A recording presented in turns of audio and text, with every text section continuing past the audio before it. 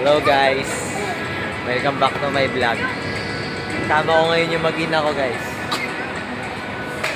Say hi to the camera, Bray. Hi. Hi. Hi. Hi. Hi. Alright guys, i-enjoy yung mag-ina ko ngayon. And nakalip ako. So, yan. Engage na kami ng partner ko. Yes. Congrats sa amin. Of course. Dapat magiging consistent na tayo sa Yung muna niyan, title mo na. She said yes. Yes. So, ayan guys. Binigyan niya ako ng idea kung ano yung title ng video. So, she said yes yung caption. So, alam niyo na. Kaya mag-enjoy muna kami, family time. Yun na naman yung mahalaga pag naka-leave. Kasi dati nung bata tayo, mostly, laro lang tayo lagi. And, yun. Ngayon, mas focus tayo sa family. Ayun sila, guys. Ito yung mag-ina ko, guys, oh.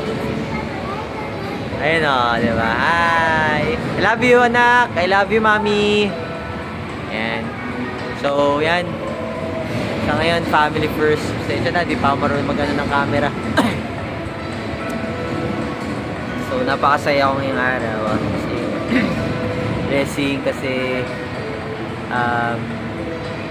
propose na tayo sa partner natin and sinagot tayo.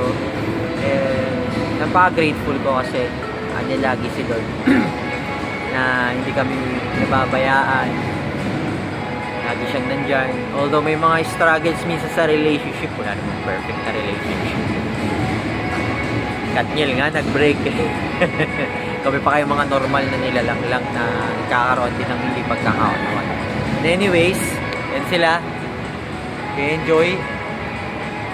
Yan, sobrang saya. As in, mag-grown man na talaga. Dati, nahihiya lang ako sa crush ko. Yan, ngayon, engaged na, so blessed talaga na binigyan tayo ng partner na super mature.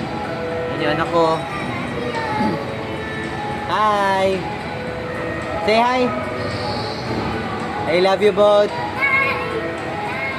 So yun guys, napakasaya ng araw na to. Magiging productive and yan, mas lalo ko silang minamahal. So ayun guys, dito na muna ako. Enjoy kami, have fun and utilize yung off. Bye-bye.